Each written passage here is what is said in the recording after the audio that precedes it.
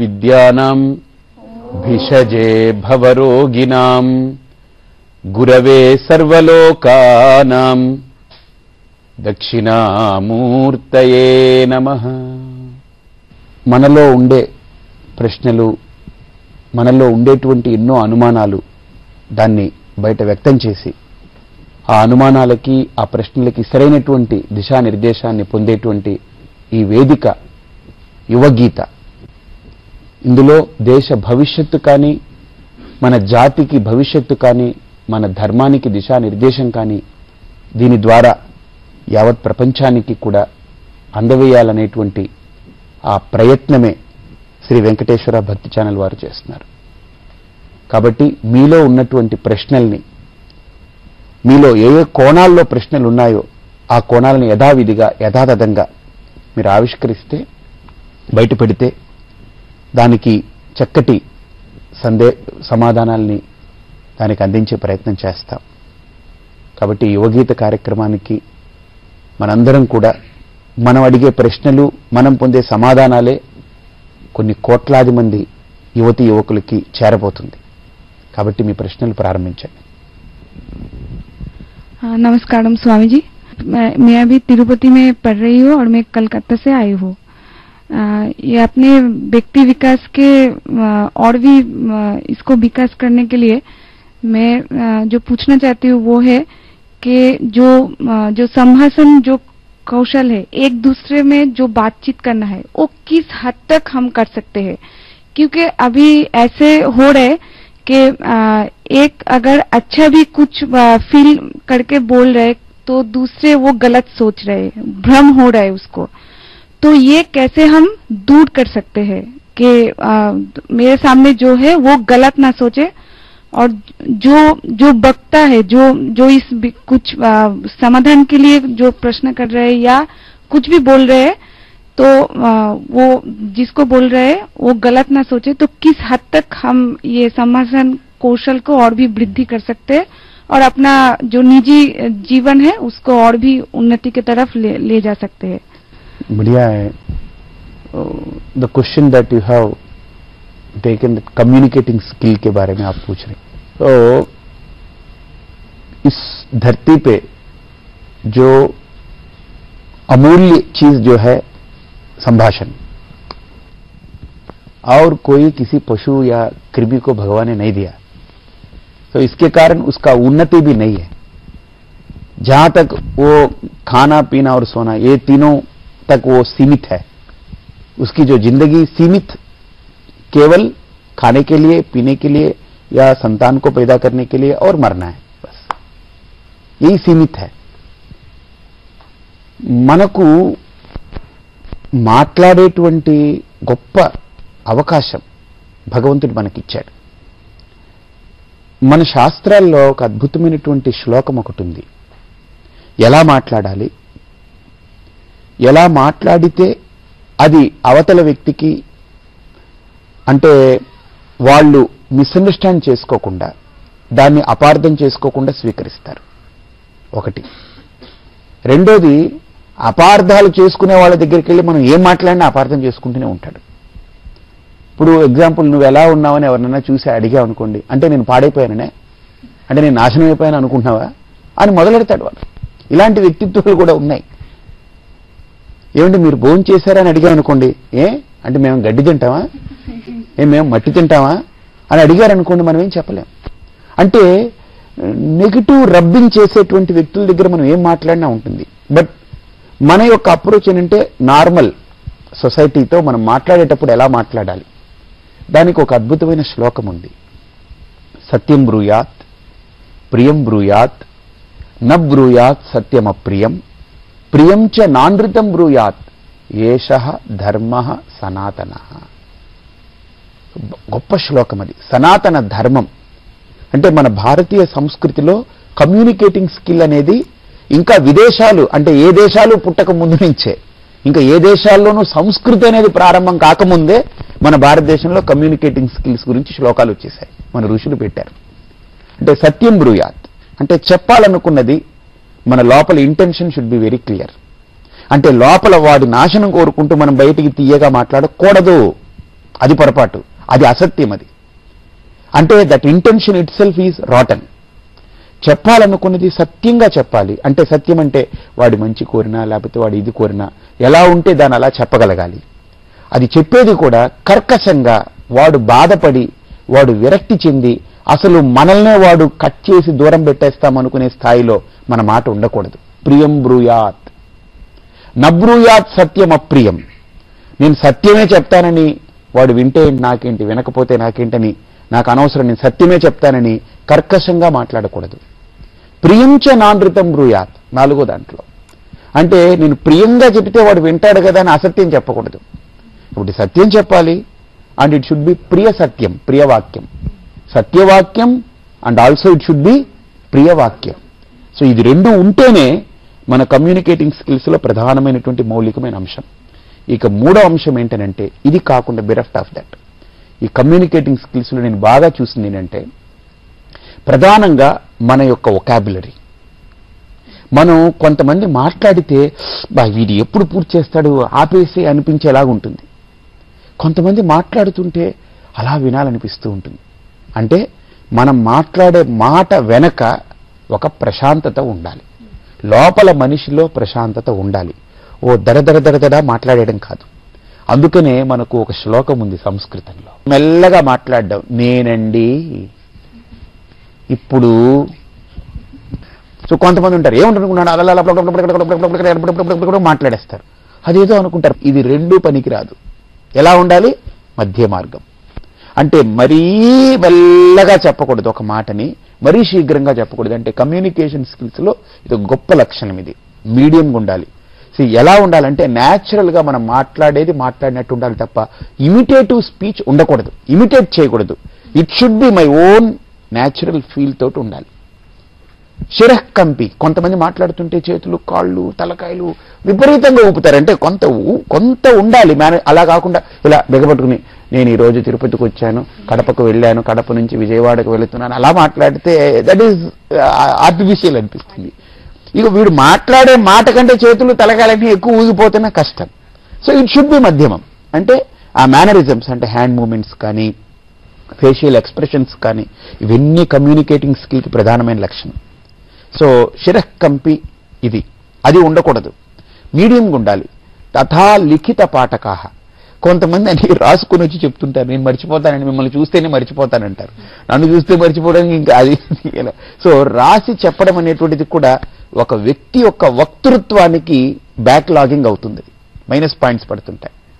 అనర్థజ్ఞ అంటే వాడు శ్లోకాలు చెప్పేస్తాడు, లేకపోతే ఏదో చెప్తాడు, ఎవరైనా నీకు దీని గురించి ఏమైనా తెలుసానంటే అబ్బే నాకేం తెలియదు అంటాడు.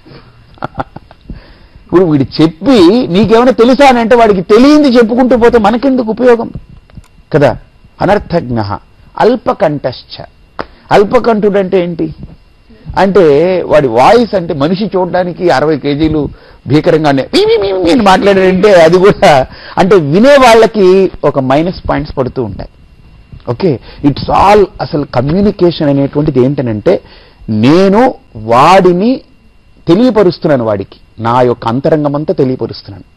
తెలియపరిచేటువంటి మార్గంలో ప్రతిదీ కౌంట్ అవుతూ ఉంటుంది. అంటే నా మేనరిజమ్స్, నా యొక్క ముఖము, నా యొక్క డ్రెస్సు, నా యొక్క అన్ని code of conduct, everything ads beauty for that. కాబట్టి కమ్యూనికేటింగ్ స్కిల్స్లో ఇవన్నీ కూడా ప్రధానమైనటువంటి పాత్రలు పోషిస్తూ అవతల వ్యక్తి మనం మాట్లాడే మాటని అపార్థం చేసుకోకుండా, మిస్అండర్స్టాండ్ చేసుకోకుండా చేయాలి అని అంటే మన మాటలకు కూడా కొంత టెరిటరీస్ ఉండాలి. We should not go beyond that territories. ఆ హద్దులు దాటి మనం వెళ్ళకూడదు. అలా ప్లాన్ చేసుకుంటూ ముందుకు వెళ్ళగలగాలి. లేకపోతే హద్దులు దాటి మాట్లాడితే దట్ అగైన్ మిస్లీడ్స్. నమస్కారం స్వామీజీ. పిల్లల్ని తల్లిదండ్రులు ఎంతో కష్టపడి వాళ్ళని ఒక పొజిషన్లో తీసుకొచ్చి మంచిగా చదివించి వాళ్ళని ఒక గొప్పగా చూసి మంచి పొజిషన్లో పెడుతున్నారు. కానీ వాళ్ళ స్వార్థంగా వాళ్ళు పెళ్లి తర్వాత మంచి పొజిషన్లోకి వచ్చేసిన తర్వాత మంచి ఉద్యోగం చేసుకుంటూ వాళ్ళ స్వార్థంగా వాళ్ళ పెళ్లి, వాళ్ళ పిల్లలు ఇదే చూస్తున్నారు. కానీ తల్లిదండ్రులు మళ్ళీ మనం ఎంత చూసుకుంటున్నాం అనేది మాత్రం ఆలోచించట్లేదు ఇప్పుడు కొంతమంది. వాళ్ళకి మీరిచ్చే ఉపదేశం ఏంటి? సరే, వాళ్ళకి ఎవరికో కాదు, నీ వరకు నువ్వు ఆలోచించుకుని నువ్వు తల్లిదండ్రులను ఎలా చూస్తావు? నువ్వెలా చూస్తావు తల్లిదండ్రుల్ని? నేను మంచిగా చూసుకో, అందుకే నాకు ఆలోచన Yes. వచ్చింది స్వామి. ఇప్పుడు మన వైదిక సంస్కృతిలో ఒక స్టేట్మెంట్ ఉంది. దేవుడు అనేది మనకు వేదంలో లేదు. ముగ్గురే మనకు దేవుళ్ళు. మాతృదేవో భవ, పితృదేవో భవ, ఆచార్య దేవో భవ. ముగ్గురు దేవుళ్ళు మనకు. అంటే తల్లి, తండ్రి, గురువు. గురువు అనేటువంటి వాడికి తల్లి తండ్రికి చిన్న వ్యత్యాసం ఉంది. ఏంటంటే తల్లి తండ్రి జన్మనిస్తారు, కొంత ఎదిగిన తర్వాత మనల్ని తీసుకెళ్లి గురువు దగ్గర విడిచిపెడతారు. గురువు మన జీవితాన్ని నిలబెడతాడు, నిలబెట్టి మళ్ళీ తల్లిదండ్రుల దగ్గరికే పంపుతాడు. కాబట్టి మన వైదిక సంస్కృతిలో తల్లికి తండ్రికి ఇచ్చినటువంటి ప్రధానమైనటువంటి పాత్ర, స్థానం ఇంకా ఏ దేవుడికి కూడా ఇవ్వలేదు. మీకు ఒక కథ గుర్తుందనుకుంటాను. పార్వతీ పరమేశ్వరులు ఇద్దరు కూర్చొని ఉంటే నారదుడు వచ్చి ఒక పండు పట్టుకొచ్చి ఇస్తాడు. అది పోనీ ఇద్దరికి ఇలాగ చీల్చిస్తే, అభిప్రాయం ఇది కట్ చేయకూడదు, ఇది జ్ఞానం, ఇది జ్ఞానం కట్ చేస్తే ఏమవుతుంది, అజ్ఞానం అయిపోతుంది కదా. అది సింబాలిక్ ఎక్స్ప్రెషన్. అది ఒక్కళ్ళకే ఇవ్వాలి అని అంటే ఎవరికి ఇవ్వాలి? ఇద్దరు నాకు కావాలంటారు. అప్పుడు పోటీ పెడతారు. ఎవరైతే భూమిని అంతా తిరిగి వస్తారో, భూ ప్రదక్షిణం చేసి వస్తారో వాళ్ళకి ఇస్తామని. సుబ్రహ్మణ్య స్వామి వెళ్ళిపోతాడు. ఈయన వెళ్ళడు, ఆలోచిస్తూ ఉంటాడు. ఏమిటయ్యా నువ్వు ఇంకా వెళ్ళదు? ఆయన ఆల్రెడీ 2-3 స్టేషన్స్ అని దాటిపోయాడు. ఆయన డిస్ట్రిక్ట్స్, దేశాలు కూడా దాటిపోతున్నాడు. ఈయన వెళ్ళకుండా ఓ పళ్ళెం పట్టుకొచ్చి పార్వతీదేవి పరమేశ్వరుడి పాదాలు పెట్టి వాళ్ళకి అర్చన చేసి వాళ్ళకి ప్రదక్షిణం చేసి వస్తాడు. అప్పుడు నారదుడు ఆశ్చర్యపడతాడు. ఏంటనంటే తల్లి తండ్రిని ప్రదక్షిణం చేస్తే భూ ప్రదక్షిణమనే కాదు కదా, ఆయన చేసేది భూ ప్రదక్షిణం, ఈయన చేసింది ఏంటి తల్లి తండ్రికి.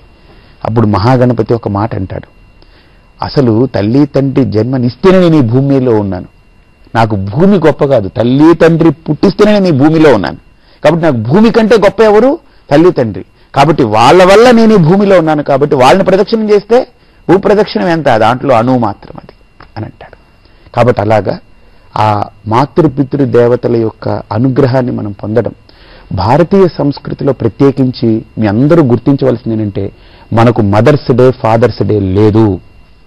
AIDS day, sugar day, laughing day, 360 రోజులు అన్ని డేలే. వాస్తవంగా మదర్స్ డే అంటే ఏంటండి? తల్లి దినం. అంటే తల్లి దినం అంటే ఏంటి అర్థం? తల్లి పోతే పెట్టే దినం. దినం అంటే ఏంటి? పోయిన తర్వాత చేసుకునేది. Mother's day, father's day. వాళ్ళకి తల్లి తండ్రిని చూడరు.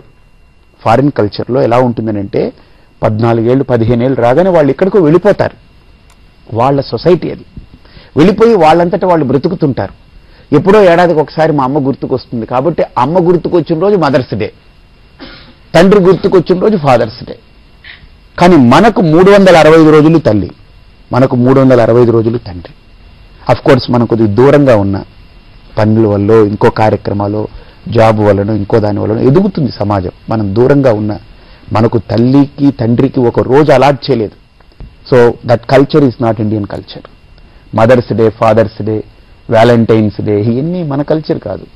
సో కాబట్టి తల్లిని తండ్రిని ప్రధానంగా వాళ్ళు బ్రతికున్నంత వరకు పోషించాలి, వాళ్ళని పాలించాలి, వాళ్ళని ఆరాధించాలి. ఒక రకంగా చెప్పాలంటే వాళ్ళకి మనం తీర్చుకునేటువంటి కృతజ్ఞత అది. చనిపోయిన తర్వాత పెద్ద ఆడంబరాలు, ఆర్భాటాలు, ఫోటోలు, పూలదండలు, భోజనాలు, అన్నదానాలు అవి చేయడం కాదు. బ్రతికుండగా వాళ్ళని సరిగ్గా ఆరాధించగలిగితే, వాళ్ళని మనం ప్రేమించగలిగితే, చనిపోయిన తర్వాత కూడా మనకు భారతీయ సంస్కృతిలో తర్వాత కూడా చేసేటువంటి కర్మకాండ ఇవన్నీ ఉన్నాయి మనకు. వెన్నిటితోటి మనం ముందుకెళ్ళాలి. నమస్కారం స్వామీజీ.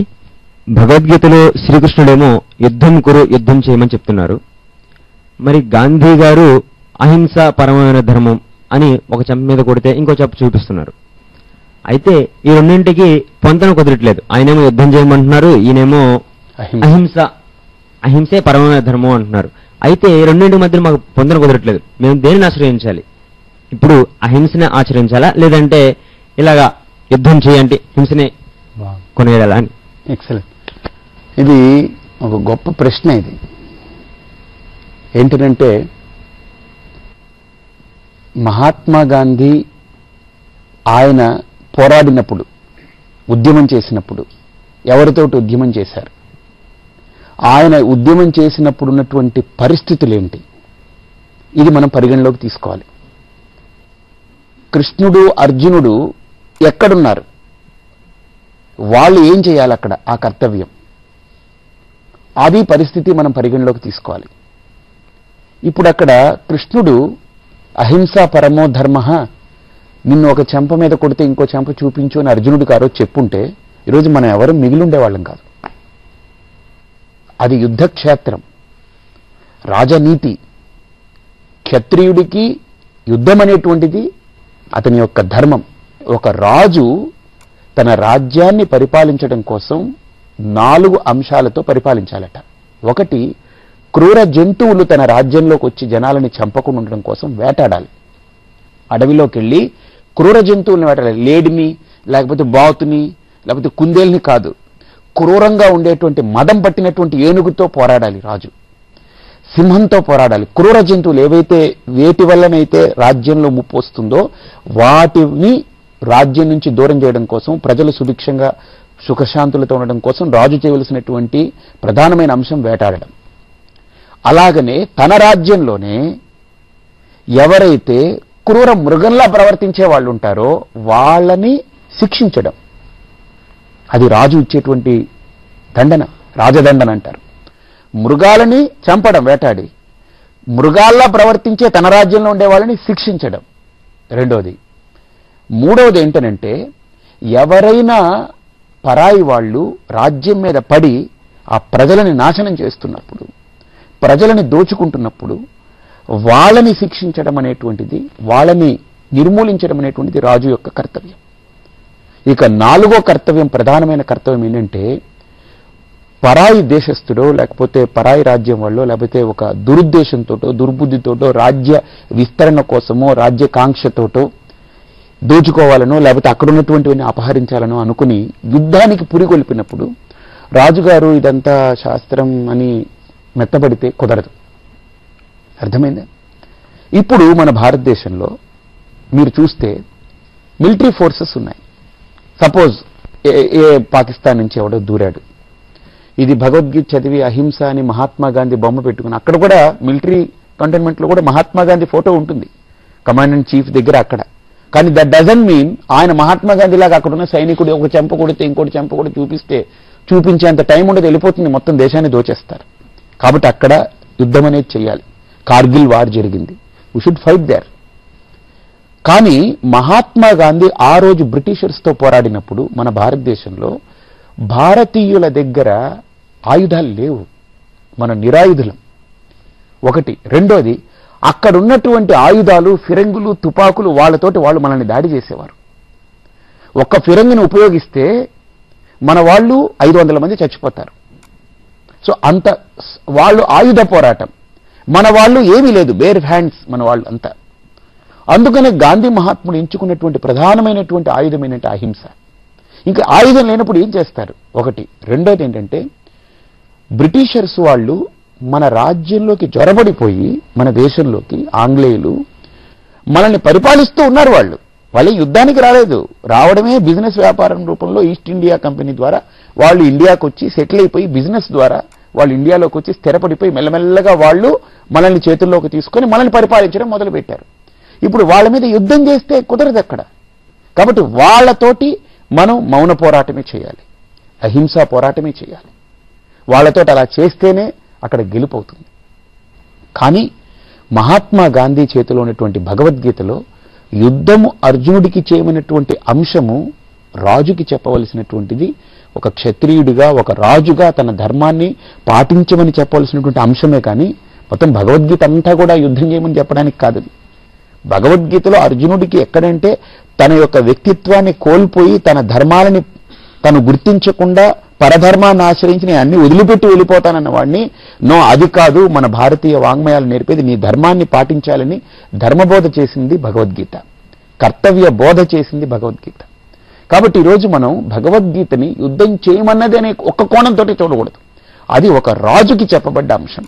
అంటే ఇప్పుడు సపోజ్ మన మన్మోహన్ సింగ్ ఉన్నారు, ప్రధానమంత్రి మనకి ఎవరైతే ఉన్నారో వారిని మిలిటరీ వాళ్ళు పిలిచారనుకుందాం, బార్డర్ సెక్యూరిటీ ఫోర్స్ వాళ్ళు పిలిచారనుకోండి.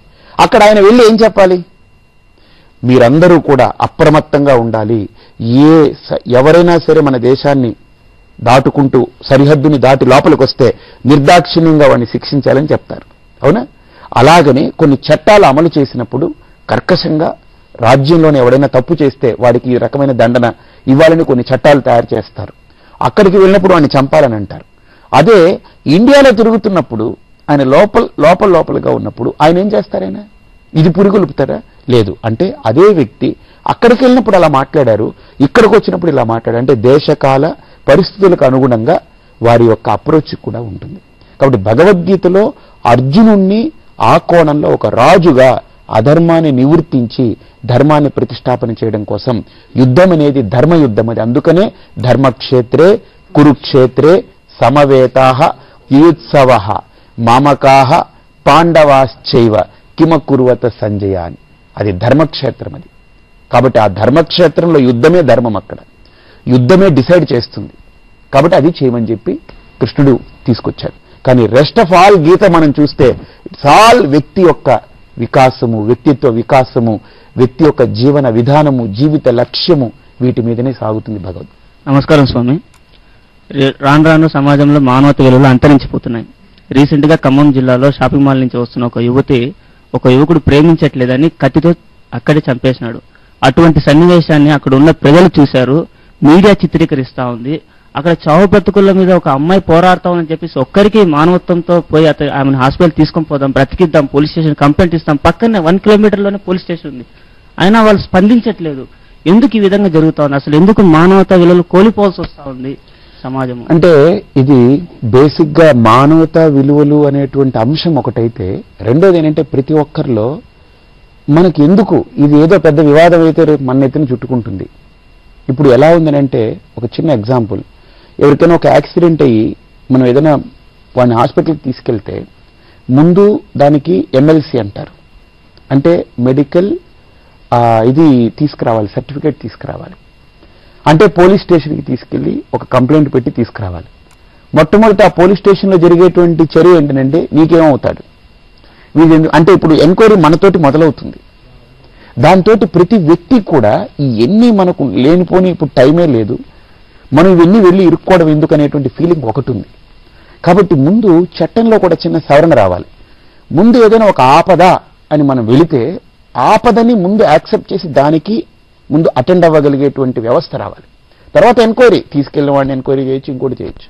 కానీ ఆపద కంటే కూడా ముందు ఈ వెళ్ళినటువంటి వ్యక్తి మీద ముందు ఒక రకమైనటువంటి వీడికి భయం కలిగించేటువంటి ఇది ఉండకూడదు. అంటే మనం ఎవరికైనా హెల్ప్ చేయాలనుకుంటే కూడా చట్టం ఎలా ఉండాలంటే హెల్ప్ చేసేయాలనుకునేటువంటి వ్యక్తుల్ని పెంచడానికి ఆ హెల్పింగ్ నేచర్ని ఎక్కువగా ఊతనివ్వాలి, పెంచాలి. హెల్ప్ చేయాలనుకునే వాళ్ళలో కూడా ఒక భయం వచ్చేస్తుంది ఈ రోజుల్లో, ఏం చేస్తే ఏమిటో, ఏం లాభం అని, ఏం నష్టం. ఒక చిన్న ఎగ్జాంపుల్ చెప్తాను. ఒకసారి ఒక ఆయన వెళుతూ ఉన్నాడు కారులో. ఒక ఆయన వెళుతూ ఉంటే ఒకడు ఆపాడు మధ్యలో, ఇలాగేమండి నన్ను నాకు కొద్దిగా లిఫ్ట్ ఇవ్వండి నేను వెళ్ళాలని. ఈయన హెల్ప్ చేశాడు, ఎక్కించుకున్నాడు. ఎక్కించుకుని కొద్ది దూరం వెళ్ళేటప్పటికి పోలీసులు ఆపారు ఆ కార్ని. వీడు ఎక్కించుకున్న వాడి బ్యాగ్లో హెరాయిన్స్ లేకపోతే అవేవో ఉన్నాయి. ఈయన కూడా దింపారు. ఎవరిని? ఈ లిఫ్ట్ ఇచ్చిన వ్యక్తిని కూడా దింపారు. నువ్వు దిగు, నీకేంటి వాడికి అవుతుందా లేదా? కాబట్టి ఇవన్నీ కూడా కొన్ని హెల్ప్ చేయాలనుకునేటువంటి ఆస్పెక్ట్స్ ని డెవలప్ చేయడానికి సొసైటీలో మనకు ప్రభుత్వ పరంగా కానీ, కోర్టు పరంగా కానీ, పోలీస్ వ్యవస్థ పరంగా కానీ కొన్ని ప్రత్యేకమైనటువంటి కొంత ఇది తీసుకురావాలి. లేకపోతే హెల్ప్ చేయాలనే యాటిట్యూడ్ కూడా అంతరించిపోతుంది. అది మార్పు చేయాలి అని అంటే ఆధ్యాత్మిక విలువలు, వ్యక్తిలో ఒక పటిష్టమైనటువంటి ధర్మ జాగరణ అవసరం.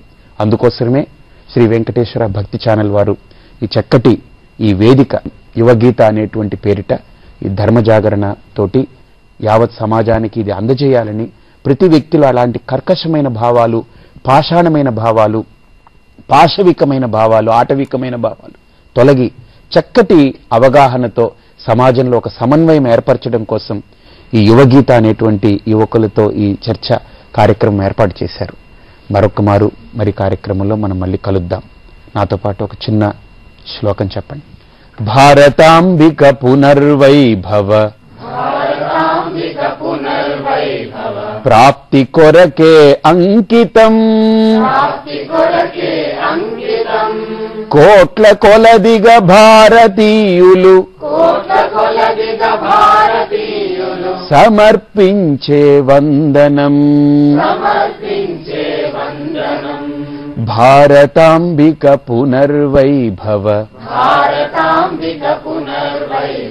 ప్రాప్తి ప్రాప్తి కొరకే అంకితం ప్రాప్తి కొరకే అంకితం